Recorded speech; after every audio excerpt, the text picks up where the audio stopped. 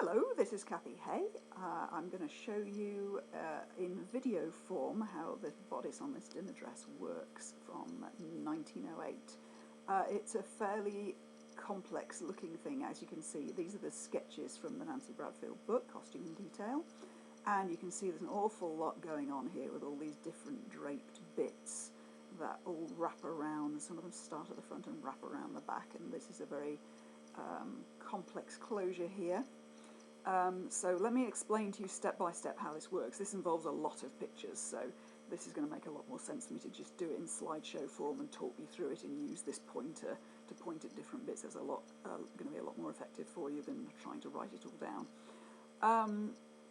So I've got a picture of the front here, we've got a picture of the back here that I can use, and then I've also included a picture of the back here with the closing flap open so you can see what's going on underneath it. So in fact the dress closes at the centre back with hooks and eyes here, that's the main closure, and then there's all sorts of pretty stuff going on over the top to hide it. So this piece of braid comes over the shoulder and lays down across here and hooks underneath one of these flaps here. So you can see that there, it hooks underneath that little fold of fabric there. And then this flap of fabric here is tacked down at the centre back, and then it has hooks along this edge that attach to eyes along the arm side here. So that will flap across, that will fold across here and hide all this stuff going on down here. But having this picture here helps me to show you how the pieces go on one by one. So I'm going to show you how it works by using these three pictures together and highlighting each piece as we add it on. So we're starting out with this piece here, which we just made, which is that pin-tucked piece. And as you can see around the edges, this is pretty much the first piece. This is pretty much underneath everything else. So we've started with that foundation bodice, and we're going to build this drapery up piece by piece, one on top of the other. So we take this first, and we're going to letter these as we go along. So we're going to call this A, and that's what it looked like on my dress. So here's the foundational bodice, here's the underskirt we've already made, and here's this piece A over the top. And we've cut that bigger than it needed to be, and folded the edge under and tacked it around the bodice edge here. And then I've also folded along this edge and tucked under. You'll see in a minute why. This doesn't need to be sewn down yet, because in fact the next piece does need to come underneath just that little edge there, but it just makes sense to have made this pin tuck piece and get it on there first. So we've got something to orientate us in the next stage. So piece number 2, piece B, is this piece along here, along the other side of the neckline, and that tucks in underneath the pin tucks here. That's piece B. So what I did, I started off with a piece of this ivory crepe de chine that I'm using, silk crepe de chine, and tucked the ends underneath this blue pin tuck piece, and started off with it pinned just along this top edge with the piece of fabric sort of draped over here. Sewed it down and then folded it back over down here, and then made these pleats in it and just pinned it into place. And as each piece goes on, I'm just faintly, I'm kind of hand sewing them in place with little stitches around the edges, so that those stitches will be hidden by the next piece that comes over the top. So this forms part of the neckline. It goes over, just over the shoulder, into the armhole, and then finishes about down here, where it's going to be covered up by another piece. Piece C is this tiny little piece across the back, and it extends up to the shoulder, and then again folded in along the neckline, folded in across down the centre back a little way, and you can see how you'd end up with a raw edge along there. That also extends over to the armhole, because this is a piece of braid that may be see-through if it's anything like mine, so you'll need a piece of fabric underneath there. So it's just extending over this area here. I don't have a photograph of that piece on my own dress yet, as on its own, because I got this piece wrong and had to change it. So we'll show you the next 2 or 3 pieces together. So we've got pieces grouped together. It's a bit easier to follow then. So this is piece C. Piece D, we're going to get into this braid. This piece of braid covers up the neckline over here. We get a little fold at the corner and across here, and it follows the edge of that blue pin-tuck piece, but it was blue on my dress anyway. And it finishes down here. Got a raw edge underneath there, and it goes over the shoulder like this, over to here, here, and just stops somewhere down here where it'll be hidden. So, and then another piece of braid across this side. This is the piece that's going to hook under there, so you've got a little edge there. Leave it raw for now and just a little bit longer than you need, and it comes over the shoulder here and just brushes against the seam line where your sleeve is going to attach, and then just disappears under here. So on my dress, those 2 pieces of braid look like this. So this follows, I'm calling this D. So the braid follows the edge, folds at this corner, just fold it in a little, nice little neat corner, and it follows the edge of the blue. You can see the blue just through the holes in the braid, so I made it follow that edge, and again neatly hides the edge of this piece here, and then you can see the other piece coming over the shoulder here and just ending a little bit out here. Same rule applies with all these pieces, just cut them a little bit bigger than you need so that you know that the raw edge is going to be covered up. Then piece E is not actually seen in the end on the final dress, but it's just a nice little piece to cover up here. I needed to cover that on my foundational bodice because it wasn't very nice fabric I was using, but in fact on the real dress this was just the foundational bodice that you could see, and there was just a little bit added here. There was a little bit of space in the corner where it needed an extra bit there. So E is around that area, and then F covers the end of that braid that we just used and comes across here. So we've got C was this little bit here, D was the braid, E under here, and F over there. So C, D, E, F on my dress look like this. C is that little piece that went on first here. You can see it coming to the edge, the back edge, and then the raw edge was under here somewhere.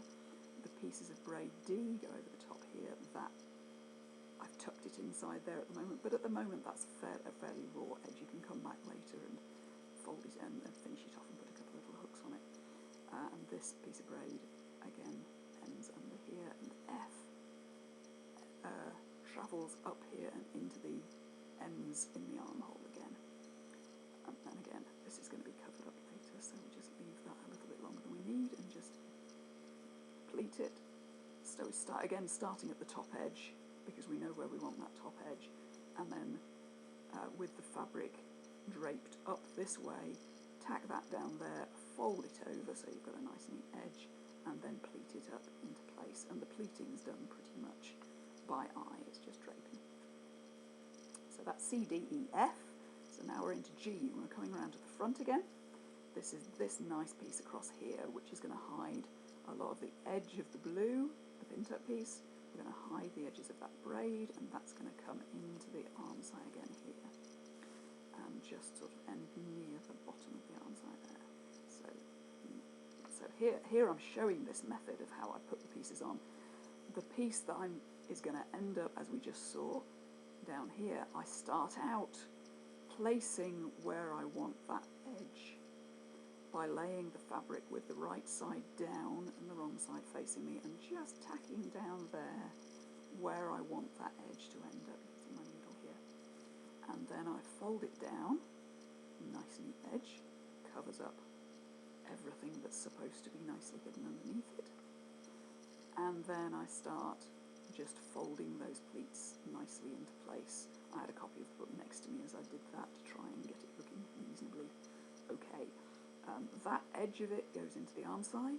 At this edge, you can see this pin here with the red head. That was where I'd marked where I think that little rosette is going to end up. That little off-centre focal point. there's an awful lot. That little rosette is very clever because that hides all of the end pieces when we're done with all of this. So all of this piece sort of disappears behind that rosette. So I just wanted to place some pins in there to try and place where I wanted that, so I knew where I wanted this to end up. So we've got that pleated into place. Obviously I cut a bigger piece of fabric than I needed, so then I can trim that off, and there we've got G. And then we leave this a little bit longer again than we need, like I said. So there we are. That's how we're doing so far. You can see the original dress there. I've made this a bit bigger than the screen I'm using, haven't I? But you can just about see side by side how we're going here with this braid coming across here, across the pin tuck piece, and you can see pretty much where we're up to here. You can see this G across here, that was C. You can see it's all starting to layer up together and look good. Next piece is H. It goes on over, this was G here, remember what we just did.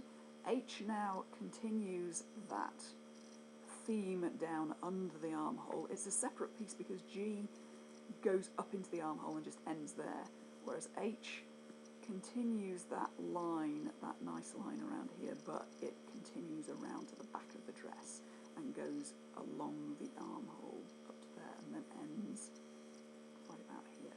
So we drape that in the same way, starting at the top edge here. You can see, if you look carefully, this is the G piece ending about here. You can see my stitches in there, and then you can see this bit that's pinned, that's all H.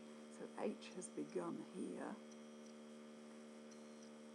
and is draped down this way in exactly the same way. And you can see it going around under the arm, around here, and then coming up slightly to end here, and I just pinned that in place. Then I is the piece of braid that goes over top and ends right under the arm in there. Just comes around to the back, right in the arm, underneath the arm right there. And we can see that here. There's I. Again, that and H is all gonna end under this rosette here. These 4 pins are marking where my rosette is gonna be. And here it goes under the arm and just ends about here. And there's the back. Okay, so that's all trimmed off and looking neat now. So this part actually is going to be hidden under that final flap across the back. So in fact J is just a little strip here that's been sewn on the top to neatly hide the end of that piece we've just put on and the piece of braid we've just put on. It's not going to be seen eventually because this flap will obviously come across here and hide it, but it was just a little piece that had been sewn on top to hide that. Mine is not quite as tiny and elegant, but you get the idea. So that again is just tacked on top. Now all of these pieces I'm just lightly hand sewing them down as I go. None of this involves me taking this off and trying to shove it under the sewing machine. It's just so much easier to just lightly sew it on while it's on the stand. K is actually the skirt. We haven't finished draping the bodice yet, but as you can see, parts of the bodice drape over the top of the skirt. So in a later part of this article, probably in the next part of the series, I'll go into detail about how the skirt goes together, but just for the sake of this process at the moment, as I'm showing you how it all layers up, this is the point at which the skirt goes on. The piece of braid that goes down the front is attached on this side. You can see how we start draping the front from the right side, on the right of the person wearing it, and wraps around the back, has these pleats in the back, and then wraps around to the front, and then the left front laps over the right. So this piece of braid is put on at this stage, but that piece of braid is left off for now. I left it pinned on just to make sure I was getting the look right, but you don't sew that down yet, because again, that's going to disappear under that rosette, which is hiding a multitude of symbols in there. So here's a picture of my skirt as it was going on. You can see I've put the braid on there, not all of it. I had an extra piece to put on there, but that's draped on top of what we've done so far. Next go the sleeves. Again, I will save that for another article and for part 3. And for now you just need to know that at this is a good point to get those sleeves in, so that we've got this edge. There's more pieces now that are gonna it's easier to put the last few pieces on after the sleeves are on, paradoxically. So this is a good point to put the sleeves on. And there are my sleeves going on gradually. Again, I'll go into detail about how the sleeves work in the next part. And then M is this important piece that starts under this rosette, wraps around the back and becomes this flap that covers everything up at the back. You pin it on the same way, pleat it down here in the same way, but the difference is that it is lightly hand sewn with invisible stitches down to the left back edge here, all sewn down here, and then left so that it folds back, of course. You've got hooks down this edge. We've folded this piece. You can see how this has been folded back. There are hooks down this edge, and the reason we've put the sleeves on first is that tucked right into the join between the sleeves and the bodice down the back of this right sleeve are all the little thread eyes to which these hooks attached, so that it seems as though this piece just disappears into the arm side. So that is piece M, I believe. And then over the top of that, a piece of braid to finish off that lower edge, which pretty much goes on at the same time really, but it's going over the top to hide that bottom edge there. So there's M and N. M is that piece there going across the back, and N the piece of braid over the top. And here it is going around the back. You can just see it on this piece. I was still working on the sleeves at this point. M is this piece going on, and you can see it hanging down there because I haven't got it attached at the other side yet. And N is the piece going at the top there. Almost there now. O is just adding this piece of braid to the left-hand side of the skirt. And then finally, this little rosette, which I made. It's just a piece of piping through a bias strip of the crepe sheen, and as you can see here, I was rolling it and stitching it as I went. And then that goes over the top of here to hide all of those rough edges, and that finishes it off. You can see we're adding some braids later yet, but as I say, the next article that shows you the whole process of how it all fits together, but in the next article I'll show you how the skirt is made, how the sleeves are made, and then finally we'll finish it off with these beads and that really lovely padded hem with French knots in it. So I hope that helps you out. Let me know if you have any questions.